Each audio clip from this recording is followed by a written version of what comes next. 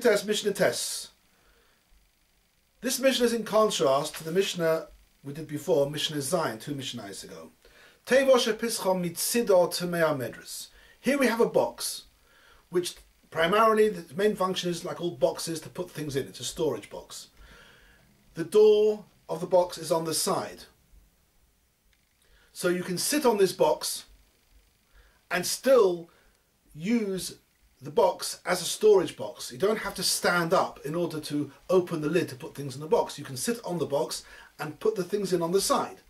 So therefore this box has two functions. A primary function of kibble, and it also is royal yeshiva and shchiva. It's royal yeshiva. Therefore, because the function of yeshiva does not contradict, does not disturb the function of kibble.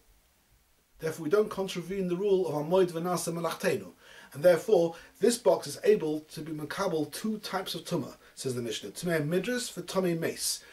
The tumah mace will deal with the first, which is your standard kabbalas tumah through nigia, either through mace or through sheretz. That's fine, that's because of the kibble function. Also, because the function of yeshiva does not disturb the function of kibble, and it's made for yeshiva, albeit a secondary function. Therefore the kli is also able to be makabel tumas medris, i.e. if a zav or zava nidav, you let it sit on it without their skin touching it, it becomes an avatuma tumas medris. Simple. Omer Rabbi Yossi, Amosai, when is this box able to be makabel tumas medris as well? Bisman she'eino gavay yud, if it's not 10 tvachim high, because once it's 10 tvachim high, it's not so comfortable to sit on. Then we have the Girsa, Oy she'ein lo lizbeis tefach. The Achronim say that this, the Chaznish says, and others say that this Oy should be taken out. It should be a Vav without the Oy.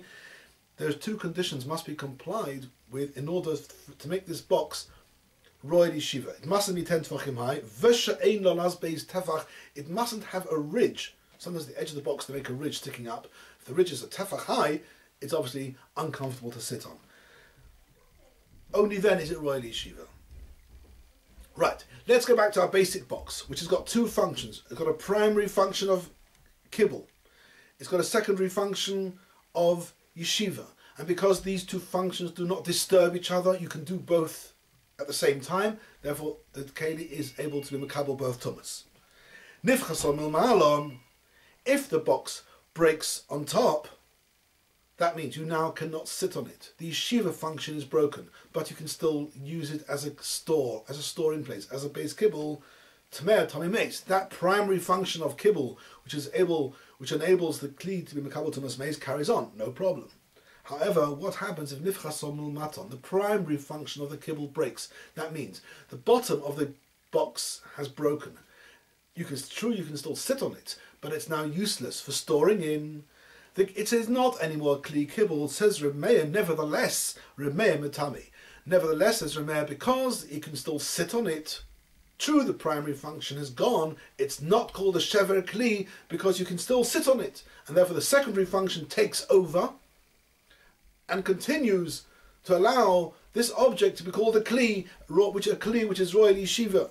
And therefore it's still metame tumas medris, and of course under the rule, once it's tame tumas medris, it can be makabel tuma through any negia, mace or sheretz.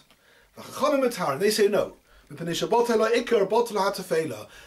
Everything, the shem kli goes after after the primary function. The primary function is the kibble.